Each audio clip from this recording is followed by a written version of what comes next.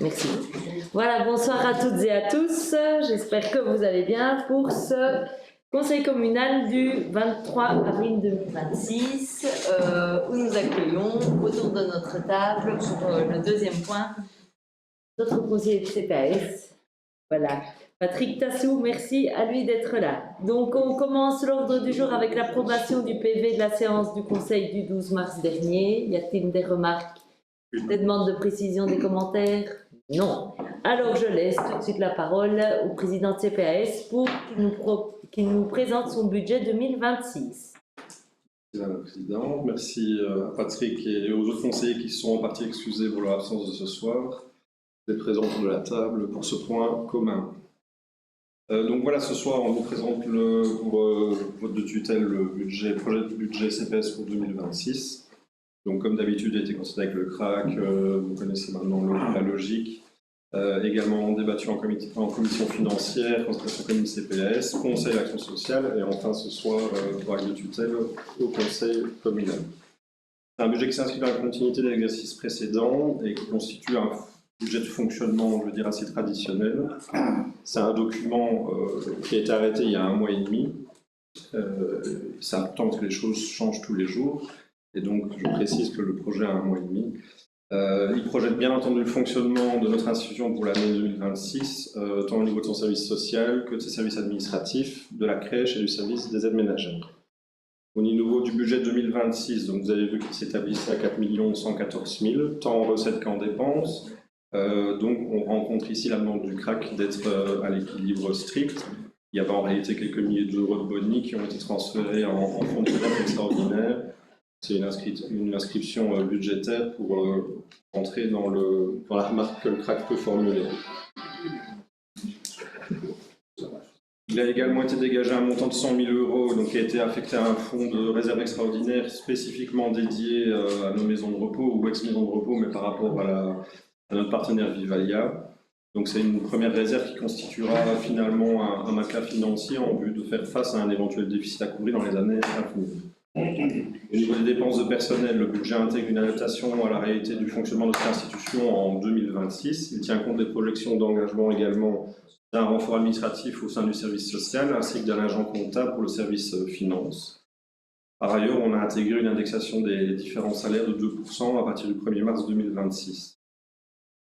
Les frais de fonctionnement restent globalement stables, ce qui est plutôt une bonne nouvelle et ce qui traduit une maîtrise continue de celle-ci. Dans la lignée finalement des efforts qui ont été réalisés durant les 5 dernières années. Au niveau de la dotation communale, elle s'établit donc à 2 100 000 en diminution de 200 000 par rapport à l'exercice précédent. Donc c'est toujours cette évolution qui s'inscrit dans le cadre du plan de gestion validé avec le CRAC et avec la commune. Cette dotation se compose de 2 montants que vous aurez certainement vu dans la partie recettes. Donc une intervention d'1 800 000 qui est liée finalement au fonctionnement normal du centre et une intervention spécifique de 300 000 euros par rapport à la problématique des cotisations de responsabilisation pour les pensions. Donc ça, c'était une demande du CRAC à l'époque de pouvoir scinder pour pouvoir monitoriser l'impact des cotisations à l'avenir. Un point d'attention qui est hyper important forcément et qui vous intéressera au premier plan, c'est que ce budget n'intègre pas à ce stade d'éventuels déficits ou boni, parce qu'il pourrait y avoir des boni aussi, sait-on jamais, de l'exploitation de nos maisons de repos par Vivalia. Alors c'est un choix qui est assumé puisqu'on doit encore objectiver cette intervention sur base des négociations qui sont en cours. L'impact financier réel sera donc intégré en modification budgétaire numéro 1 qui vous sera normalement présentée en parallèle du compte 2025 dans les alentours de juin de cette année. Ce qui permettra normalement, avec un boni présumé en 2025, d'amener une ressource supplémentaire pour équilibrer notre MB lorsqu'elle arrivera autour de la table du Conseil. Je précise pour ce point-là que sur les 2 premières années d'exploitation au niveau du Vivalia, pour le moment, on part plutôt sur un boni. C'est-à-dire que pour 2025, il y a un boni qui va être rétrocédé au CPS. Maintenant, dans le cadre de la négociation qu'on est en train de faire, il y a d'autres frais qui vont nous impacter. Et donc là, on aura une projection précise du montant qui sera certainement en Mali. Les éléments d'attention et les perspectives sont plusieurs aspects, mais c'est quand même plus simplifié par rapport à avant. C'est principalement lié au social, hein, vous vous en doutez.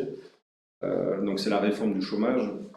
Pour la commune de Florenville, on estime que 140 personnes seront impactées par cette expulsion. Et si on part de l'hypothèse que 40% d'entre elles viennent chez nous, ça représente quand même globalement une augmentation de 50% des dossiers, hein, puisqu'on a plus ou moins 80 personnes actuellement en revenu d'intégration sociale, à mettre en parallèle aux 120 qu'on avait il y a 4 ans et qu'on a réussi à faire diminuer par l'objectivation des enquêtes sociales grâce au renforcement de l'équipe sociale. Donc ce montant d'1 million de revenu d'intégration sociale était descendu, vous vous en souvenez, à 650 000. Donc voilà, on est plus ou moins à 700 000 pour le moment. Pour les plus de 25 ans, puisqu'il y a encore l'intervention pour les moins de 25 ans.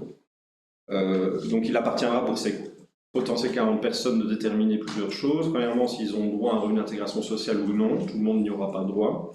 Et s'ils sont finalement dans la nécessité par rapport à des aides sociales, là qui pourront être octroyées ou non, en fonction de la décision du comité spécial de service social. Je précise que pour tout ce qui est revenu d'intégration sociale, c'est un droit, le fédéral pour le moment va couvrir à 100% la dépense. Donc vous avez une recette qui est générée en parallèle.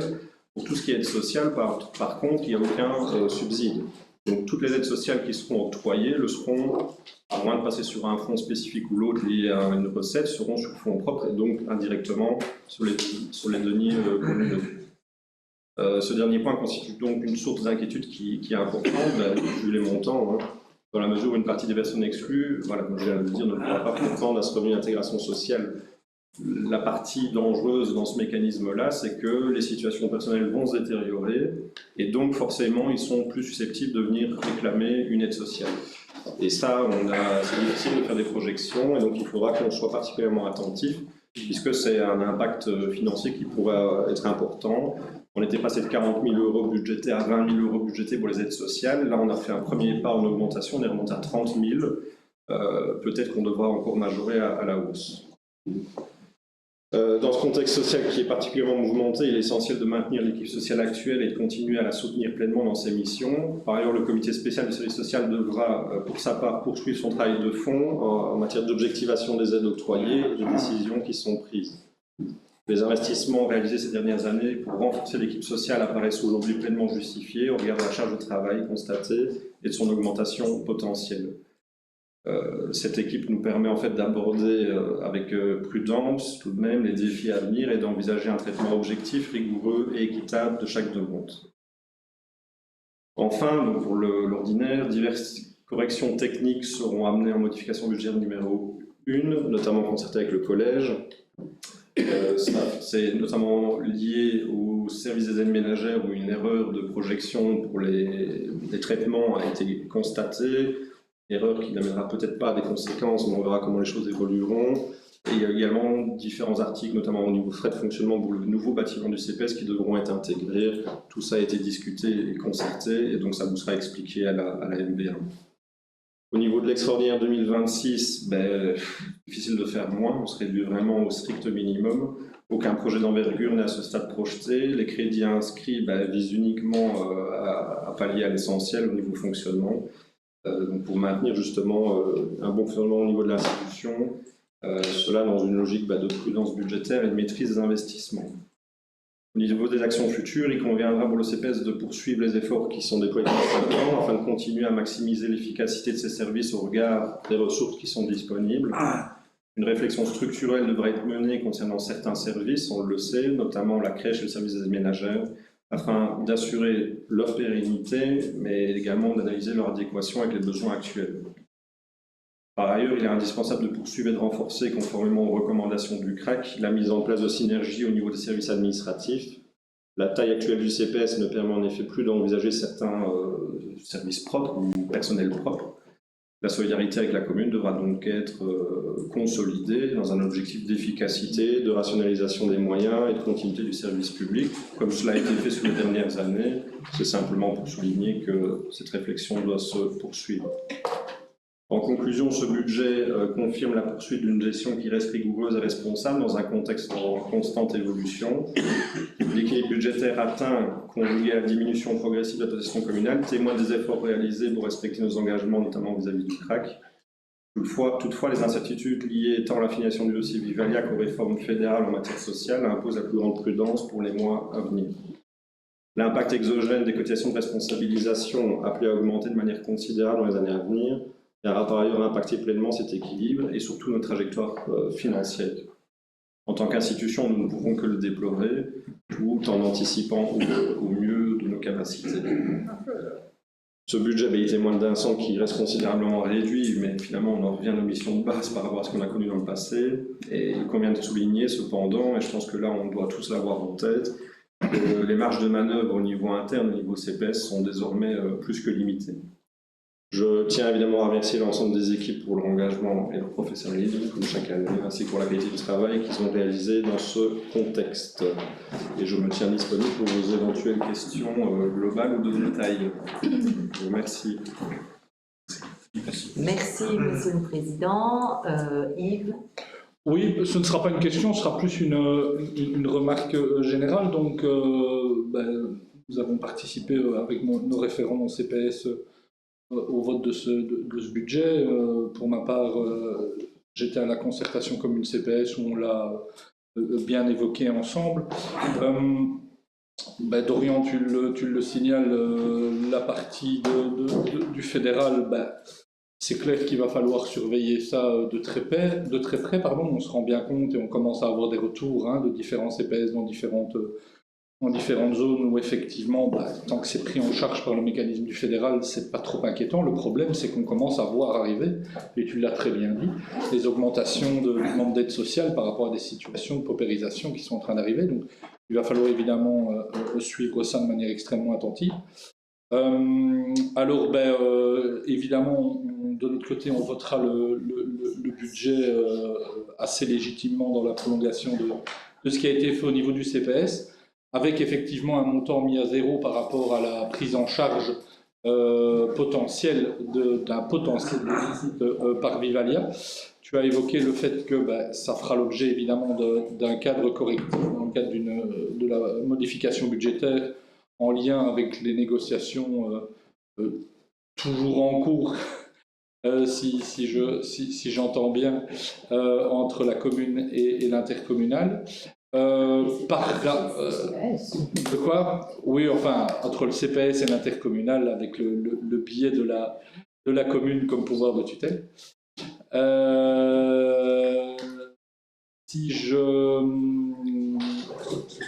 Oui. Maintenant, derrière cette potentielle modification budgétaire de CPS, elle passera en conseil communal pour une validation de tutelle du conseil communal.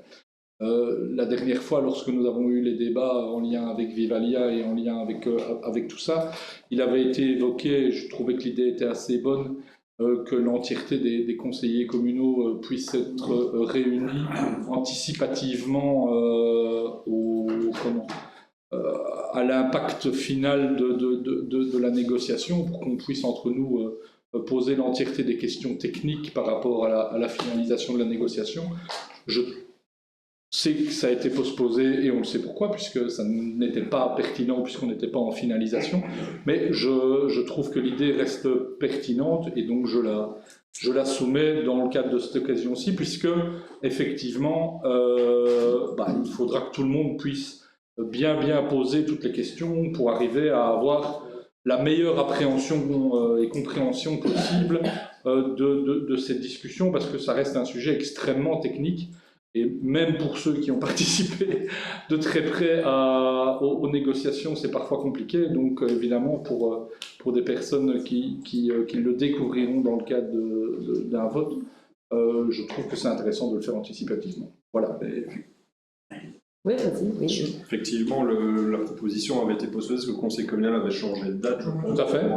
Et donc, il conviendrait de fixer une date. Je pense qu'on est parti sur un avant-conseil communal de mémoire. Oui, c'est ce qui est dit. Oui.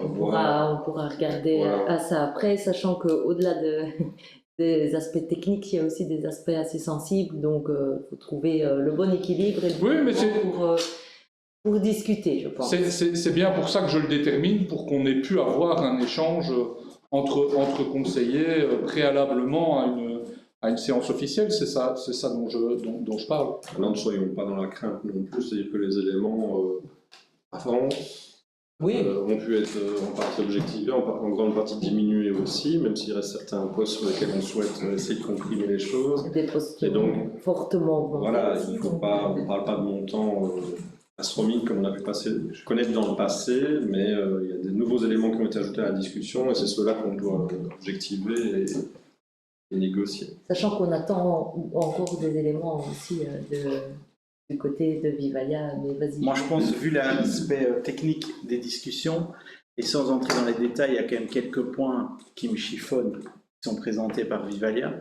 Je pense, si, dans la mesure du possible, s'il était possible de se faire accompagner pour les discussions, soit par quelqu'un de la VIC, de la région, ou même par un avocat spécialisé, parce que voilà, j'ai des craintes, très honnêtement, quand je vois les montants en jeu. Voilà, on n'est pas dans une position de force et je crains réellement que certains en profitent. On a déjà eu la discussion, on a un avis aussi du... Enfin, on ne va pas rentrer, je pense... Non, c'est pas l'idée, mais honnêtement... on a des grosses craintes. Beaucoup plus que ce que tout serait déjà réglé. Envisage. En fait, je ferai juste une remarque par rapport à ça, bien avoir en tête que la première décision, elle a été prise à l'unanimité d'un conseil d'administration d'intercommunal, dont la commune est actionnaire, et à l'unanimité d'un conseil de CPS, dont la commune joue un rôle de tutelle. Donc, mais sur le fond, bien sûr, voilà. Tout le monde est d'accord, mais sur la forme, la façon dont ça se présente, voilà, moi j'émets des réserves. En fait, c'est justement pour ça que je trouve intéressant qu'on puisse en discuter hors d'une séance publique, oui, pour bien intégrer l'entièreté des aspects. Et sachant qu'il faut remettre tout ça en parallèle avec les déficits qu'on a connus dans le passé, des déficits qui étaient supportés par la commune. Il y a quand même à temporiser par rapport aux chiffres ou à la dangerosité des chiffres qui sont avancés à l'heure actuelle. On n'est quand même pas du niveau qu'on a pu connaître dans le passé. Bon, pour revenir en tout cas sur le budget qui nous occupe ce soir, Richard. Une petite question qui me taraude depuis déjà un certain temps, c'est par rapport, et on l'a évoqué, je dirais même largement et même profondément, l'utilisation de responsabilisation. Qu'est-ce qui va se passer à l'issue du délai, et même déjà pendant ce délai temporaire, espérons, entre la reprise par Vivalia des activités et la reprise définitive des conditions contractuelles. Donc, qu'est-ce qui va se passer là-dessus? Est-ce que Vivalia peut intervenir? Allez, au niveau de certains engagements, il peut y avoir voilà, il y a un avant et un après, au niveau même de la gestion du personnel. Alors, ces comparaisons, ça incombe entièrement au CPS, ou peut-être que ça a été défini dans la convention ou dans le protocole d'accord, dont je ne connais plus tous les termes, et après, que va-t-il devenir? C'est une question pertinente, mais comme vous le savez ou je vous le rappelle, c'est effectivement convenu dans le protocole d'accord. C'est un gros point d'impact qui a été identifié à l'époque, pour lesquels personne, même pas le SPF, n'avait les réponses concernant la gestion de la cotisation de base et des compléments à amener, ainsi de suite. Donc le protocole est très clair sur la question. Il dit les deux partenaires que sont Vivalia et le CPS de Florenville se mettront autour de la table pour déterminer la meilleure marche possible en accompagnement de l'administration des pensions. On a justement reçu une réponse d'eux la semaine dernière qui, en gros, ne répond rien du tout. Donc on va devoir relancer les choses. Ce qu'on a quand même réussi à acquérir dans la négociation de base, c'est que la cotisation de base, elle, sera bien versée de Vivalia vers le CPS. Donc la cotisation de base de nos travailleurs nommés qui travaille à l'heure actuelle chez Vivalia, nous sera retourné, ce qui n'était pas prévu au début des discussions. Hein. Donc ça, c'est quelque chose que nous avons négocié. Je confirme totalement cet aspect-là, puisqu'effectivement, c'était un aspect qui n'était pas prévu dans le cadre de la convention portée par Vivalia à l'époque, et que nous avons, en tant que commune de Florenville, CPS de Florenville en l'occurrence, précisé à l'intérieur de la convention sur base d'un élément de risque qui avait été identifié par notre directeur financier de l'époque. Donc, effectivement, les parties complémentaires d'enjeux sur la cotisation de responsabilisation, la Convention a clairement déterminé, comme Dorian vient de dire, qu'il y aurait des échanges entre intercommunal et CPS de Florenville à ce niveau-là, sachant que le personnel a été transféré depuis le 1er janvier. Et donc, il est actuellement sous gestion de Vivalia, avec énormément aussi d'impact de gestion qui, moi, m'ont été présentés en ma qualité de vice-président de l'intercommunal et sur lesquels il y a énormément d'avancées qui sont en train de se faire aussi en parallèle et en plein accord avec le CPS. C'est un équilibre. Vivalia n'est pas est soumis aussi à cette réglementation. Mais bien évidemment, c'est bien la problématique et c'est bien pour ça qu'on avait déterminé qu'on devait le mettre dans le cadre de la Convention. Parce que nous sommes très clairement, là je parle en tant qu'intercommunal, soumis à la même règle et que nous attendions une décision du gouvernement fédéral qui n'est malheureusement pas tombée, qui permettait d'envisager un cadre de dérogation pour le secteur des soins de santé, ce que le fédéral n'a pas généré, que nous attendions potentiellement sur base d'une assimilation par rapport aux grandes villes, puisqu'en fait, on est le plus gros employeur de la province de Luxembourg, et il y a d'ailleurs un potentiel recours qui a été introduit auprès de la Fédération des institutions hospitalières, justement sur cet aspect-là, parce que la dérogation qui est en train d'être soumise pour les grandes villes de la Wallonie pourrait aussi intégrer la dimension des intercommunales de soins de santé. Et donc, on est effectivement, au niveau de l'intercommunal, soumis à ça. Ouais. Mais bon, ici, on est en débat de conseil communal par rapport à un vote de budget. Pour répondre finaliser ma réponse à Richard. Mais la cotisation de responsabilisation fait expressément partie des articles budgétaires. Oui. Et donc, ma question n'était pas impertinente. Non, mais justement, c'est pour ça que je tenais à terminer ma réponse, c'est que la cotisation de base, nous l'avons tenue. Tout l'enjeu maintenant, c'est de savoir comment ventiler les choses. C'est-à-dire que c'est une balance, la cotisation de responsabilisation. En perdant notre personnel statutaire, puisqu'il a été transféré à Vivalia, la balance est déséquilibrée. Toute la question est de savoir, en fait, la volonté, surtout de notre part, c'est d'assumer notre passé, c'est-à-dire un travailleur qui a travaillé 30 ans, il a travaillé 25 ans au CPS, et ben on doit prendre en charge 25/30e de ses pensions. Le problème, c'est qu'à l'heure actuelle, aucun interlocuteur, même le SPF Pension, n'est en mesure de nous fournir une ventilation pour chaque travailleur. Et donc, on espère arriver à ça. Deuxièmement, c'est un travail qui devra être fait de manière annuelle pour objectiver chaque membre du personnel pensionné, pas pensionné, la rétrocession et ainsi de suite. Et donc là, je pense, je termine ma réponse et je pense qu'on pourra clôturer le débat, Madame la Présidente, c'est que il est important de bien préciser le vocabulaire qu'on emploie. On a validé un protocole d'accord. C'est une mise en accord de nos objectifs communs par rapport à une activité, par rapport à du personnel, avec des points en suspens, qui sont toujours en suspens à l'heure actuelle, notamment les pensions. Quand on arrivera à démêler ce sac de nœuds, ou comme d'autres sacs de nœuds qui sont l'immobilier, ce genre de choses, on pourra arriver à ce qu'on appelle une convention qui, elle, viendra expliciter très clairement les mécanismes qui seront mis en place. Et ça devra faire l'objet d'une rédaction et d'une validation également. D'accord ? Donc, je vous remercie. On avance à ce niveau-là. Voilà. Mais c'est un enjeu majeur sur lequel on devrait être attentif. Tout à fait. Oui, et juste pour terminer, aussi pour préciser qu'il n'y a pas que nous qui y sommes attentifs et pour aller dans le sens aussi de Julien, parce qu'on vous a envoyé il y a 2 jours, on a reçu il y a 2 jours l'avis du CRAC sur le budget qui est défavorable et qui dit explicitement il faut absolument être attentif aux impacts Vivalia et de la procédure qui est en cours, en effet. Non, l'avis du CRAC a déjà été défavorable à de nombreuses reprises, ça n'empêche pas le vote du budget, effectivement. Eux, c'est un ensemble. Non, mais je précise. Mais ils disent bien En fait, attention à la trajectoire qui est impactée par. À cet égard-là, si vous permettez, j'ai lu en diagonale du crack, c'est quand même une vingtaine de pages, avec des redondances, etc. Enfin, c'est bien explicité. L'avis négatif est justifié simplement par les 5 premières lignes de l'avis. Exactement, Ah oui, c'est ça qu'il faut être attentif. Toute la suite, c'est... Exactement. On est d'accord. Ben, c'est la trajectoire. Exactement. Enfin, La trajectoire, très clairement, est préoccupante.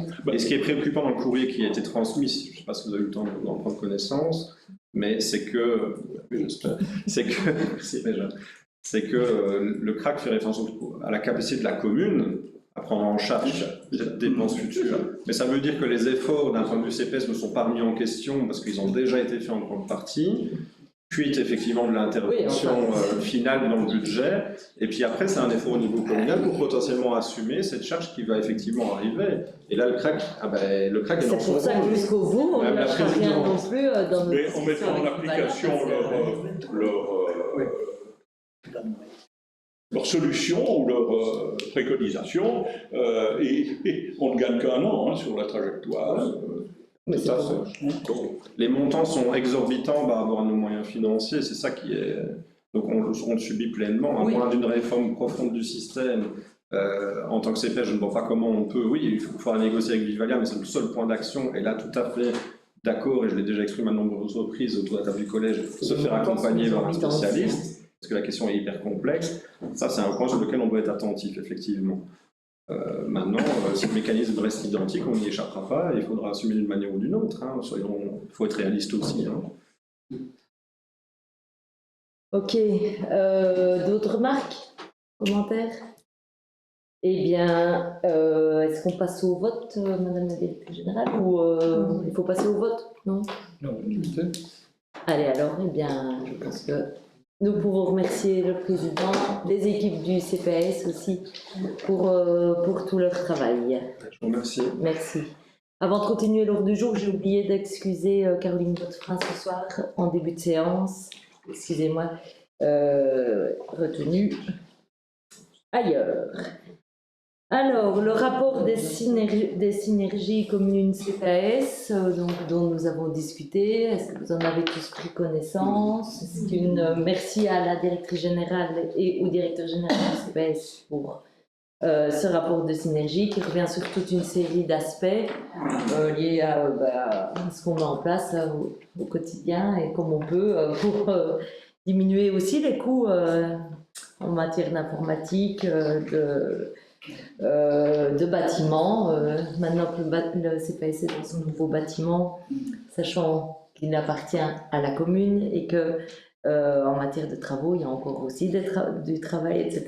La téléphonie, l'entretien, la protection des données, le SIPP et la logistique. Je ne sais pas si vous voulez qu'on détaille un peu plus ou si vous avez des questions. Moi, j'ai une question par rapport justement au SIPP. Donc, je voulais savoir, à un moment donné, on indique qu'on fait appel au service externe pour les prestations, mais c'est un coût quand même très conséquent. Tout à fait. Et du coup, je me posais la question, le nombre de travailleurs total au niveau du CPS, c'est juste me rappeler. On est à 30 travailleurs, crèche comprise. Oui, donc 30 travailleurs. Et, et du coup, en catégorie, tu sais dire au niveau des risques, si on est en... On a la catégorie en tant que telle, comme ça, non, c'est pas un domaine d'expertise. Parce que je me dis, en fait, ça va influencer en fait le coût du service externe dans les actions, et donc je pense que clairement il y a des économies à faire. Là ici j'ai regardé vite fait, je pense que si voilà, donc à mon avis ça tourne bien autour de 2 000 € par mois, non? Un service externe. Un service externe via notamment le saisie. Mais oui, peu importe le saisie, la tarification est la même. On n'est pas à 2 000 mais quasiment. Voilà. Et donc le CPS avait pris cette décision-là, notamment pour se mettre en ordre, puisqu'on n'avait plus de conseil en prévention, c'est une obligation légale. Depuis, il y a eu des échanges qui ont été faits notamment avec la commune, et il s'avère que le service provincial est extrêmement avantageux à ce niveau-là. Donc on a convenu que le directeur général allait reprendre en grande partie cette charge-là, accompagné par le service provincial. Donc dans le budget que vous venez de valider, il y avait 25 000 € de mémoire de projeté pour le service externe. On devrait tomber C'est énorme. à 3, 4, 5 000 peut-être euros Mais oui. via ce service externe aussi. Donc il y a déjà 20 000 euros là par rapport à un choix. La décision a été prise le mois dernier au Conseil d'action sociale et elle est déjà d'application. Ok, parce que je me dis, il y a des actions ben voilà, qui peuvent être réalisées par le directeur, Oui, tout à aussi, fait. par l'équipe, mais ça me semble, je me dis, la situation financière est tellement complexe, autant essayer de faire des économies, et quand j'ai vu ça, je me suis dit, mais c'est pas possible, quoi, on a que 2000 On a euros par dit mois. pareil que toi. Eh oui, purée, Mais ce qu'il y a, c'est qu'avant, on avait un conseiller A1, Mais oui. c'était bien plus que 2000 par mois. Hein, oui, au mais salaire. bon, là, du Donc, coup, peut-être... Mais l'idée, Voilà. ce sera d'avoir une. on a diminué synergie progressivement. totale. On a diminué progressivement. Mais en tout cas, oui, pas un service Mais oui. externe, comme le CESI, ça c'est sûr. Et ça nous permet de faire un autre niveau légal. Ben oui, Ça, c'est mais quand même une exigence. Mais après, c'est être en ordre pour cocher une case, dire que tu fais venir un service externe, mais je suis sûre que tu n'as pas toutes les analyses de risque. Bah, tout est fait. Et Donc, tout est moi, fait j'aimerais en bien ordre. voir. En tout cas. Franchement, On a toujours été- Sérieux, même bah, avec un service. bah oui, parce que je veux dire, De toute façon, là, on oublie tellement l'idée. Hein. colossal. 25 000 euros, c'est pas envisageable. Hein. En effet. Autre question? Non? Eh bien, c'est bon. On doit approuver. C'est une prise de connaissance. Ok, merci.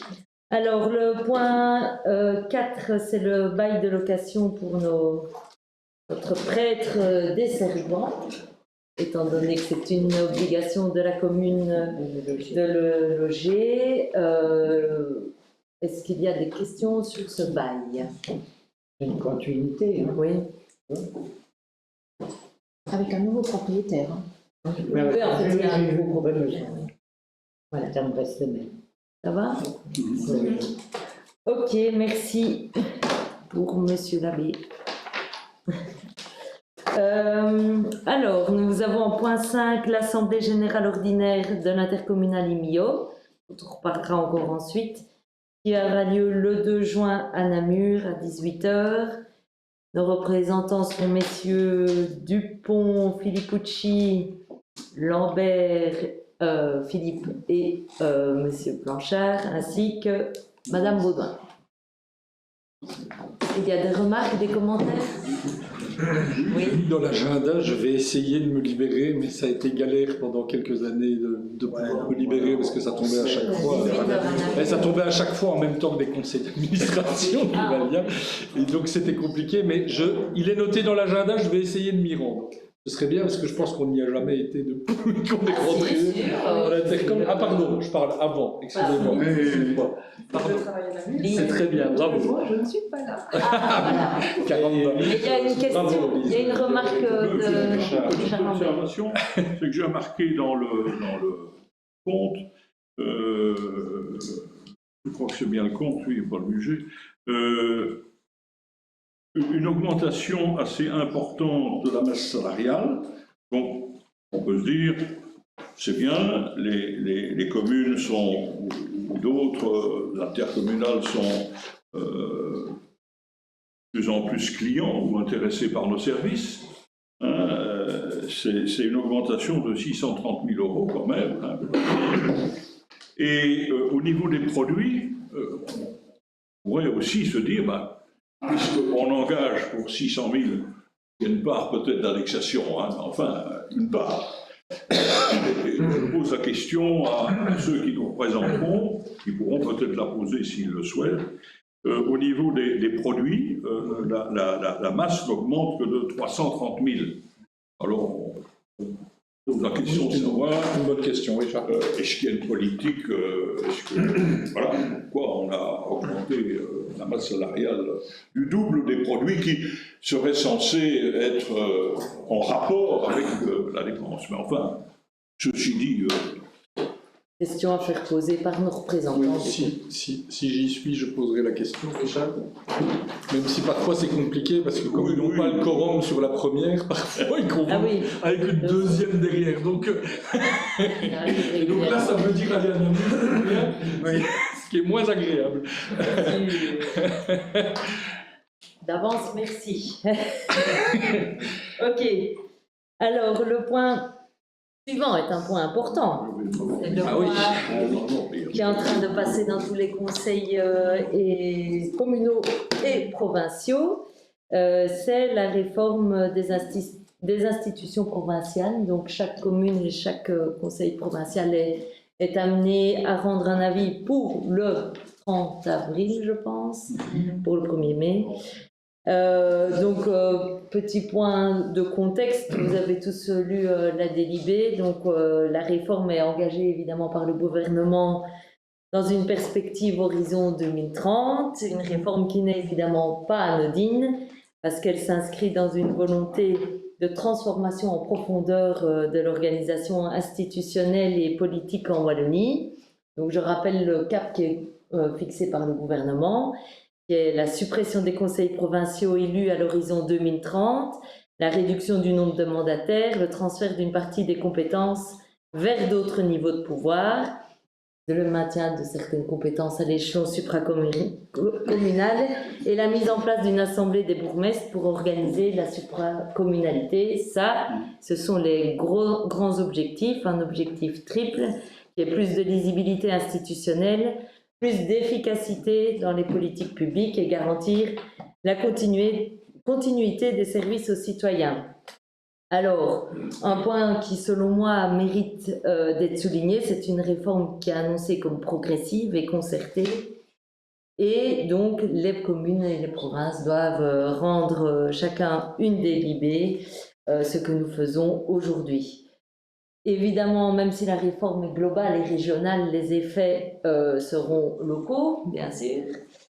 On sait l'attachement de notre province de Luxembourg, à juste titre, à son identité territoriale. On rappelle d'ailleurs dans la délibé les spécificités luxembourgeoises avec un territoire qui est vaste, rural, peu densément peuplé et surtout des communes dispersées.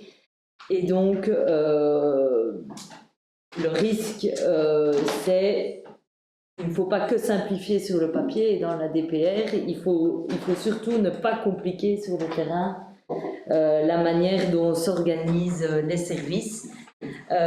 Donc les enjeux évidemment c'est de ne pas avoir non plus un déséquilibre financier. Nous avons insisté dans la délibé de notre position qui veut porter une neutralité budgétaire pour la commune et une neutralité fiscale pour les citoyens. Alors évidemment, on ne s'oppose pas du tout à cette réforme qui est voulue par le gouvernement wallon, mais on propose dans cette délibé, selon nous, une ligne qui est responsable et constructive, moderniser sans affaiblir et adapter la réforme à nos réalités territoriales en Luxembourg. Et on va évidemment vers une demande de concertation réelle entre tous les niveaux de pouvoir, une analyse rigoureuse de chaque compétence et une attention particulière aux impacts aussi sur l'emploi pour tous ces employés au niveau provincial et aussi sur l'économie locale. Donc voilà, on est, la délibé qui est là est une délibé, comme vous le savez tous et toutes, qui a été négociée au niveau provincial entre les trois parties, présents aussi autour de cette table, et elle me semble juste, réaliste et utile. Avez-vous des questions? Oui. Oui, ben, j'ai lu attentivement la délibération, et avec évidemment une partie que je connais bien, puisque j'avais eu aussi accès à une partie de la délibération qui devrait être votée demain en conseil provincial. Évidemment un sujet qui m'intéresse particulièrement. Mais alors j'ai été un petit peu surpris dans la délibération de voir quelque chose de rajouté d'ailleurs en jaune dans la délibération. Alors je ne sais pas ce qui est rajouté en jaune dedans. Le listing. Mais en fait, c'est les compétences qui étaient reprises dans le courrier du ministre. Oui, alors en fait j'ai été un petit peu surpris, je vais m'expliquer, hein, de voir ce qui est rajouté. Donc on a en fait tous les considérants qui sont pour moi sans le moindre problème. Et puis on démarre avec décide de réaffirmer la pertinence. Alors on dit des services apportés par le niveau provincial. Moi, ce que j'avais, sauf erreur, dans la délibération de la province, c'était d'un niveau de pouvoir provincial fort. Et donc, pour moi, si on parle de service ou niveau de pouvoir provincial fort, c'est différent. Après, il est mis de réaffirmer l'importance d'assurer une neutralité budgétaire. Oui, la dimension de neutralité budgétaire, pas de problème. Mais en fait, elle est à l'intérieur de la décision que l'on prend en fin de délibération, où on dit que qu'on garantisse la pérennité et l'accessibilité, qu'on assure le maintien des moyens nécessaires au financement de ces missions, notamment par une fiscalité perçue par et pour notre territoire provincial. Ces montants seraient annuellement versés par notre territoire, etc. Donc, pour moi, j'ai l'impression que ça vient se rajouter. Et puis alors après, tout ce qui est rajouté avec l'entièreté des compétences, il est mis de suggérer que toutes les compétences soient transférées après concertation à la région Wallonne et ou à la Fédération Wallonie-Bruxelles. Or, en fin de délibé... Différentes interco et où aux communes. Voilà. Or, en fin de délibé, on dit que de demander qu'une concertation soit organisée avec les différents niveaux de pouvoir par les transferts, afin que l'ensemble des services et compétences fassent l'objet d'une analyse visant à déterminer le niveau territorial le plus pertinent pour leur exercice. Et donc, en fait, il n'y a pas de problème. J'ai pas compris pourquoi c'était rajouté. Alors en plus, évidemment, comme c'était en jaune, j'ai eu l'attention particulièrement attirée dessus. Et donc, voilà. Moi, personnellement, je trouve que la délibération, sans le fait de rajouter la liste, est pertinente.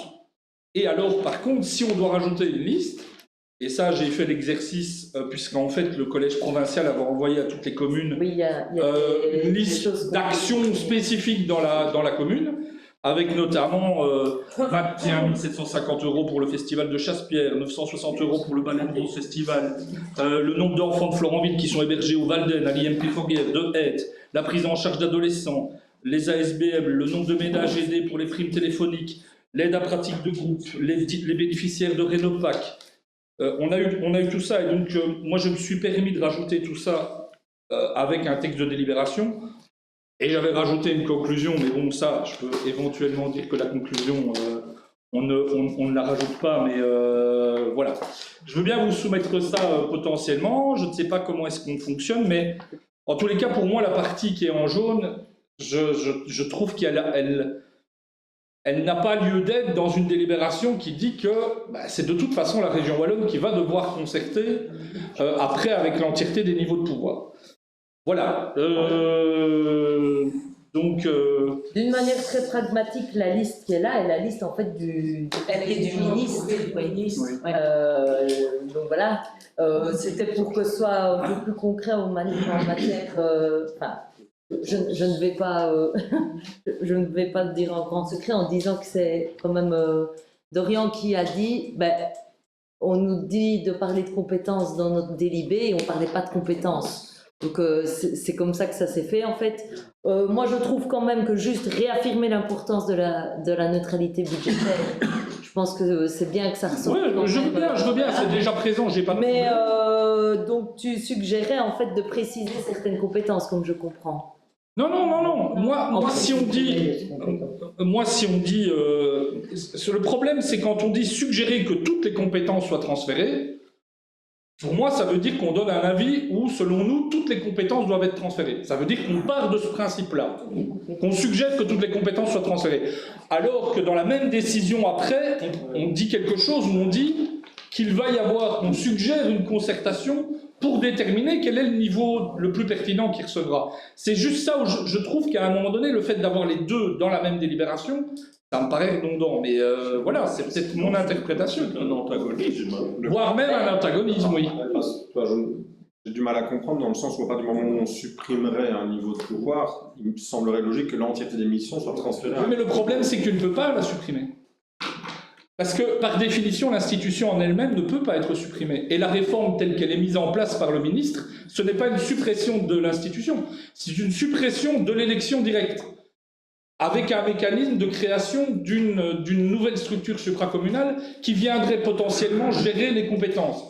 Et ça, c'est s'il a une majorité des 2/3 à la région Wallonne. Mais supprimer l'institution, il ne peut pas le faire, parce que là, à ce moment-là, il faudrait alors un vote avec un mécanisme au niveau du fédéral. Et donc, je comprends qu'on dise, soit on met ça et on ne met pas le reste de la délibération, et on dit qu'on suggère ça. De toute façon, c'est quand même la région wallonne qui va mener le truc, hein, on nous demande notre avis, hein, donc restons... Mais voilà, moi je n'aurais pas mis suggérer le transfert, mais de rester sur la délibération qui dit d'analyser le niveau de pouvoir le plus pertinent. Parce qu'en fait, c'est ça qui va se passer à un moment donné. Et moi, je trouve qu'on dit la même, je pense qu'on dit tous la même chose. En fait, la logique de base, c'est de répondre à la demande du ministre. Oui. Et dans cette demande, il demande explicitement de lister les compétences qui nous semblent essentielles. Or, dans la proposition de réponse qui était faite, on ne répondait pas à la demande du ministre. Non, mais si, alors... Mais en fait, à la fin, on dit de considérer... De lister, on enlève ça, on enlève ce point-là. Oui, alors moi, c'est là où j'avais dit... J'ai l'impression parce qu'on dit la même chose. Hein, ça ne me dérange pas. On peut enlever ce point-là, moi ça ne me dérange pas. Mais au début, on ne l'avait pas mis, et puis c'est vrai que, à juste titre, Dorian disait attention que le ministre parle de liste de compétences. Par contre, ce que je trouve intéressant alors, c'est de rajouter toutes celles qui ont déjà un impact sur Florenville et que j'ai listées, mais je peux vous le soumettre par après, il n'y a pas de problème. Oui, mais qui celles-ci... En disant qu'elles ont un impact pour Florenville, c'est oui. Tout. En ne disant pas, elles restent à... En fait, je rajoute, et de manière plus détaillée, les missions suivantes dont la commune de Florenville bénéficie directement. Et là, vous avez l'entièreté des matières dont on bénéficie directement et qui sont citées. Voilà. On précise encore plus ce qu'on a déjà. Oui, tout à fait, oui, tout à fait. Moi, je pas de souci à ça. Mais pour moi, pas de suggérer de transférer, parce que là, ça veut dire qu'on lui dit qu'on suggère donc, de transférer. Il faut enlever la première partie de la phrase, c'est ça que voilà. C'est ça.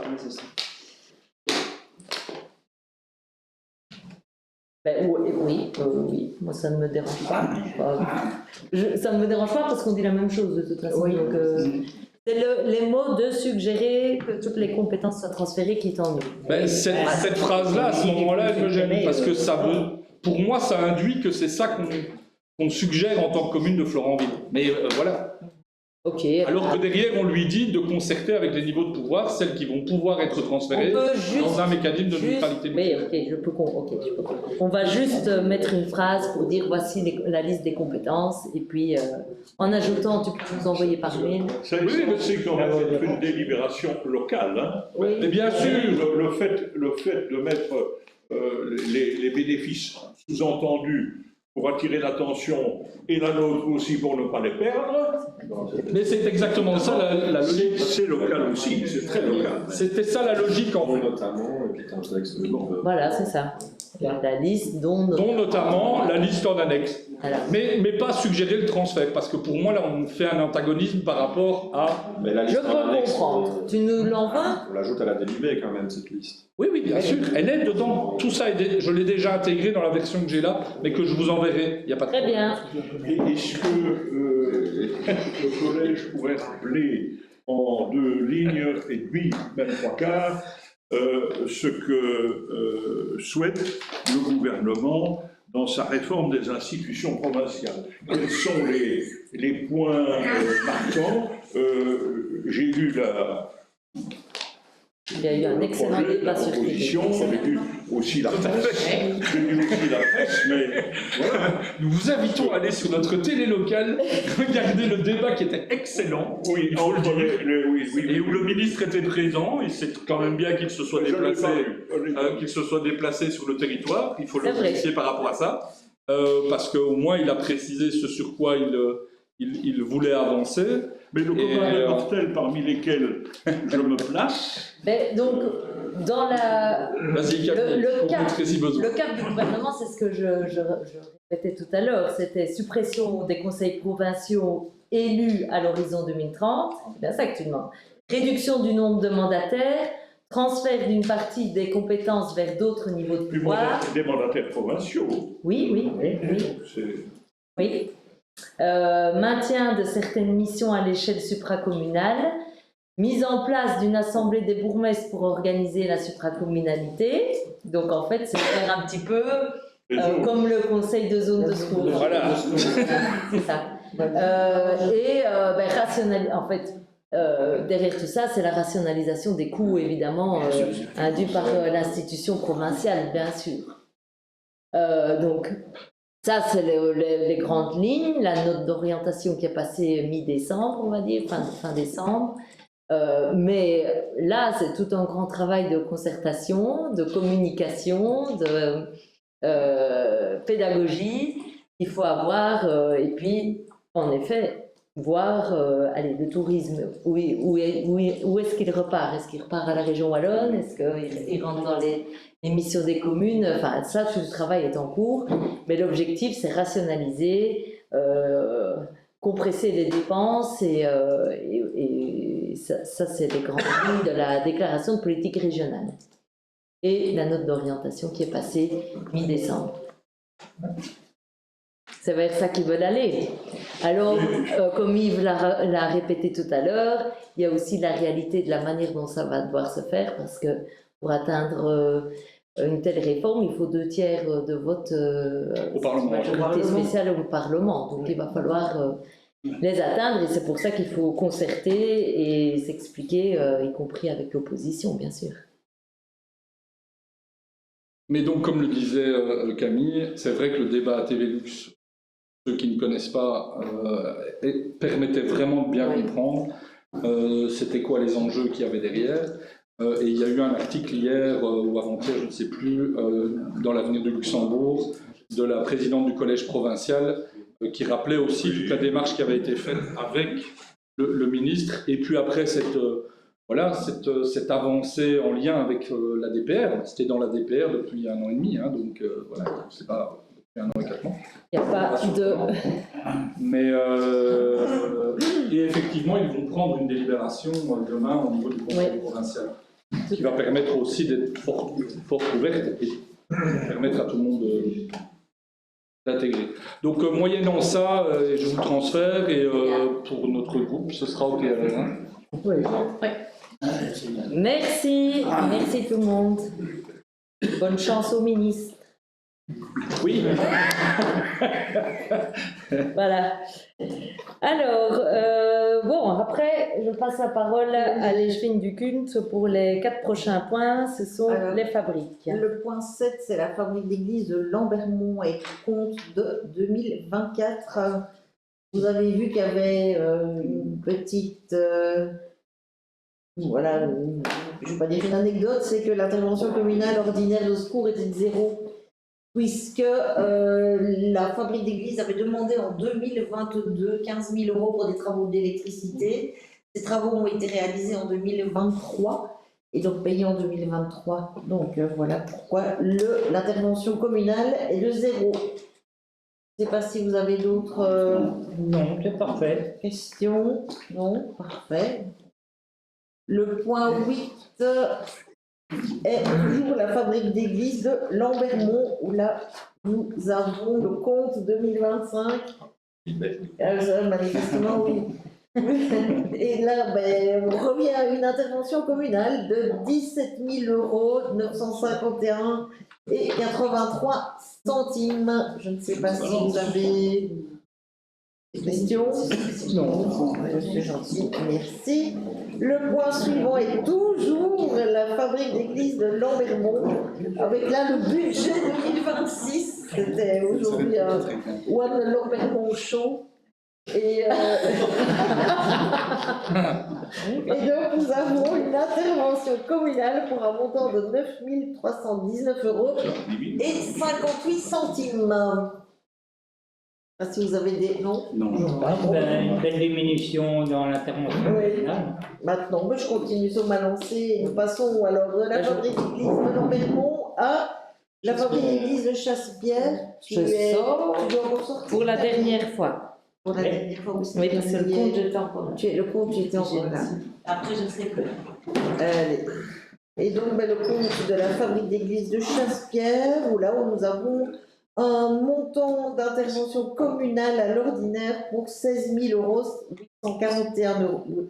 16 841 € et 44 centimes. Les comptes sont les comptes. Les comptes sont les comptes. Le compte est bon. C'est bon pour vous? Eh bien, merci beaucoup.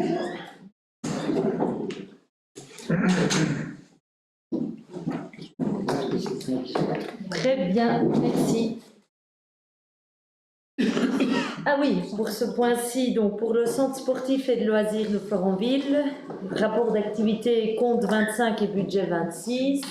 On a deux sortants. Oui. Ah, trois sortants.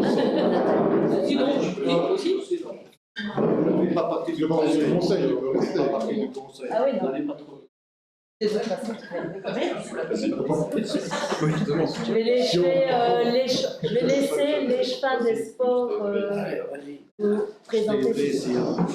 Donc voilà, au niveau des comptes 2025 pour le centre sportif, on remarque un bénéfice à l'exercice de 24 002,65 cents. On a toujours un subside, donc une intervention communale de 52 500 €, plus un subside pour le mini-golf de 2040 €, et toujours ce subside coordinateur. L'on vient en soutien à la Fédération Wallonie-Bruxelles, ici de 26 449,65 €. Au niveau du budget 2026, on projette un bénéfice à l'exercice de 8 144,56 €, avec bien entendu toujours l'intervention communale. Et une petite bonne nouvelle, normalement, l'année dernière nous étions à 63% au niveau du subside de la Fédération Wallonie-Bruxelles, et nous allons passer à 66%. Donc voilà, il y a une petite hausse. Espérons que la hausse continue, qui permet d'équilibrer et de faire du bien au centre sportif. Et je suppose que vous avez regardé aussi le rapport d'activité, continue à très très bien fonctionner, aussi bien au niveau des stages que de l'occupation des salles toute l'année et de la location, et de surtout toutes les activités qui sont proposées sur le territoire de la commune. Donc voilà, je ne sais pas si vous avez des questions, si c'est bon pour vous. Parfait. C'est bon. Eh bien, je vous remercie. Merci.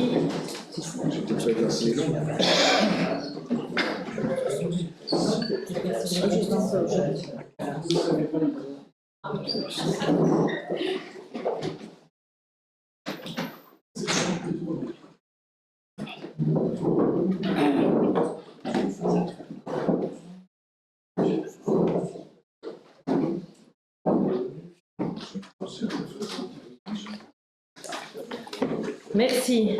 Alors, le point suivant, c'est le point 12, la demande d'aide financière pour les copains d'abord, qui viennent de faire leur week-end de spectacle, mais ils avaient eu une difficulté dans l'organisation première qui était au mois de novembre, et ils ont eu donc des difficultés financières. Donc, comme vous le savez, on a refait la politique de subsides, mais lorsqu'il y a des associations qui sont en difficulté sur base de l'introduction de factures et de leurs comptes, et s'il y a des demandes ponctuelles, on peut aussi en discuter et délibérer. Et ici, on propose de leur accorder 250 € du coup, vu les circonstances qu'ils ont dû vivre ces derniers mois.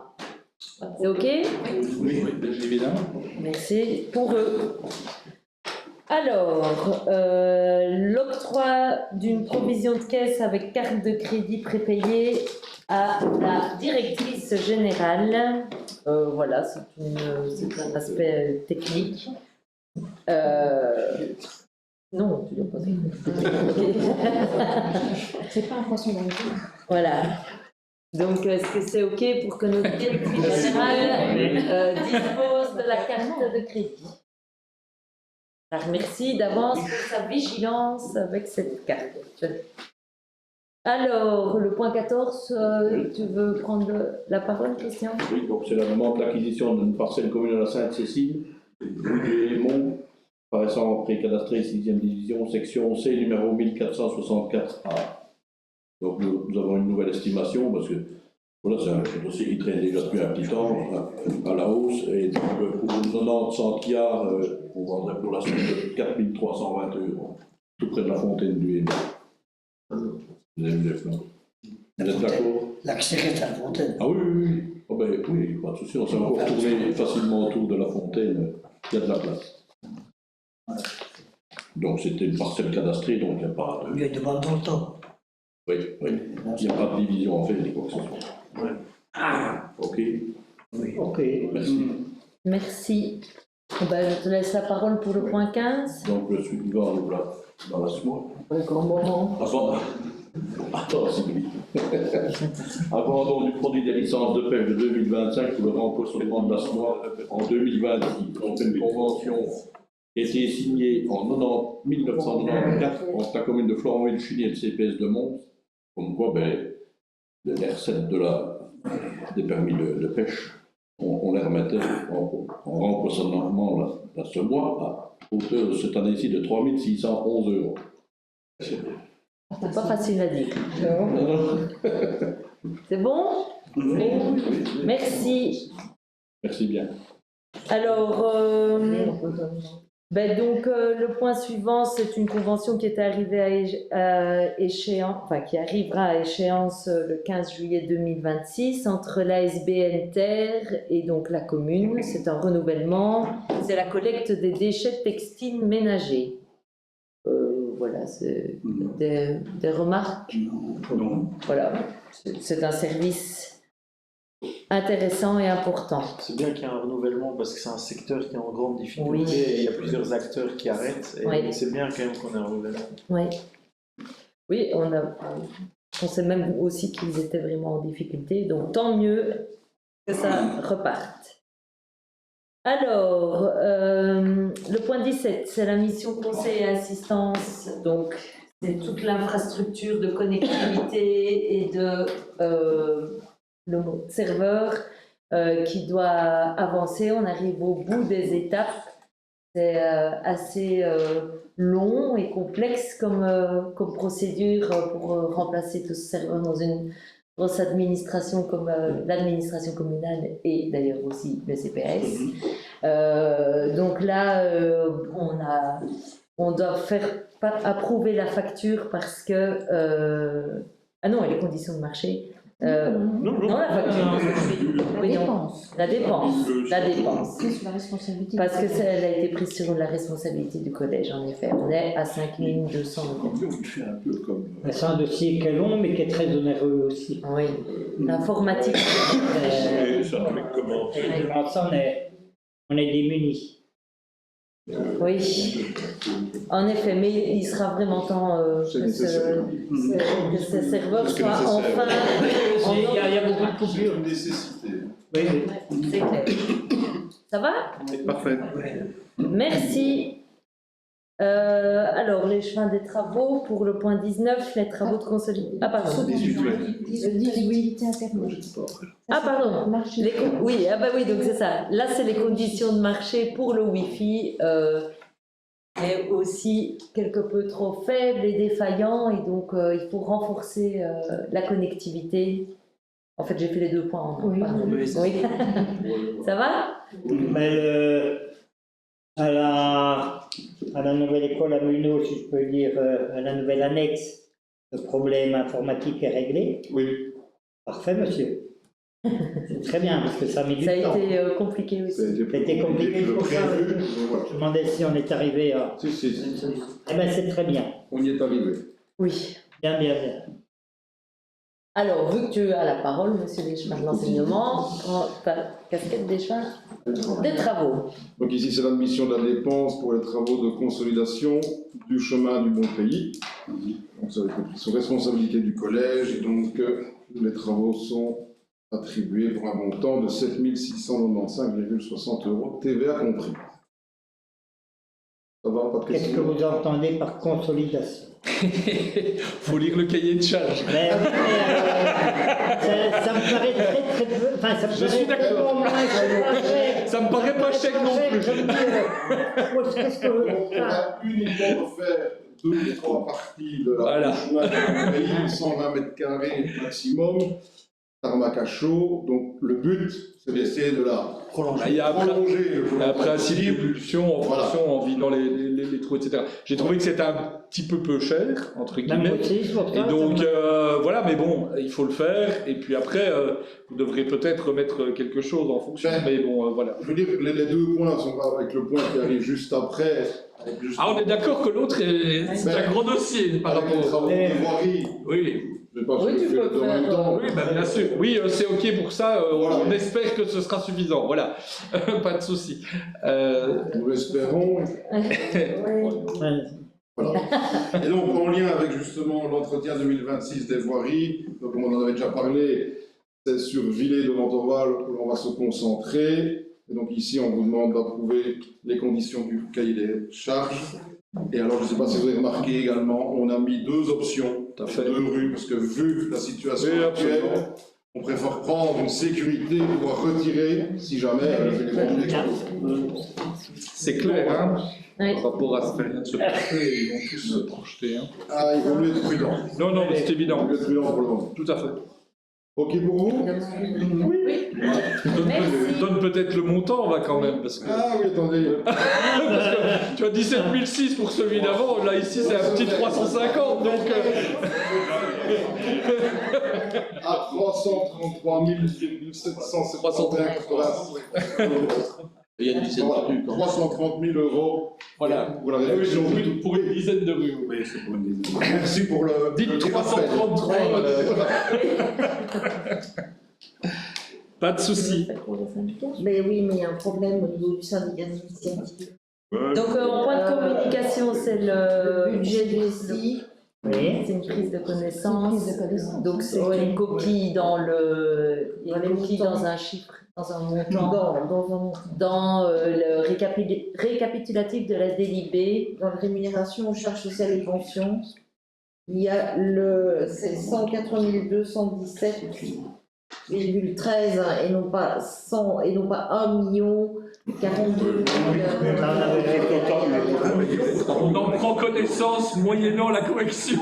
et le total des charges qui n'est pas examiné. Oui. Oui, ben, faites corriger l'annexe et on validera dans le cadre l'annexe, d'une annexe corrigée. Cette communication. Enfin, ce serait bien une sûr. prise de connaissance. Bien évidemment. Voilà. Ça va? Pas de problème. C'est qui souligne quand même la situation précaire du SI au niveau finance, qu'on l'on connaît tous, Ah oui, et on va arriver droit vers de gros problèmes si on ne trouve pas une solution pérenne, quelle qu'elle soit.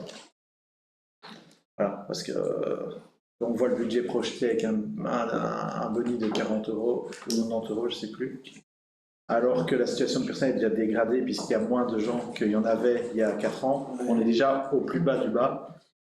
À un moment donné, là, on fait la râpe à fromage sur toutes les dépenses pour gagner 40 euros là, 50 euros là, mais une simple indexation ou un gros problème au bâtiment et c'est terminé. Donc, avec déjà les toilettes qui sont fermées, dans un office du tourisme public, c'est quand même un peu triste. Enfin voilà, il y a plein de choses. À un moment donné, ça nos ouvriers. ça devient compliqué réellement. Oui. On atteint le bout du bout là. Oui. Oui, je pense. Ok. Et Mais ça, c'est- mais bon, Les subsides ont baissé aussi parmi Mais il y a tout, il y a les points APE, la récupération des points, il y a plein de trucs. Mais là, on arrive à. Oui, oui. C'est l'avenir qui est en jeu réellement, parce qu'à un moment donné, sera terminé. Oui. Non, il ne faut pas cracher, il n'y a rien à faire. À un moment donné, voilà. De toute manière, il faut attendre aussi la mise en œuvre de la nouvelle politique. Oui, le nouveau code wallon du tourisme, voir un peu. L'office du tourisme, les offices du tourisme. Mais visiblement, ça ne va pas s'accompagner d'une revalorisation. Oh non, c'est encore rien. Espérons, hein, mais Ça aussi, oui. voilà. En effet. Ok, donc ceci clôture notre séance publique. Merci à tous et bonne soirée. Merci. Bonsoir.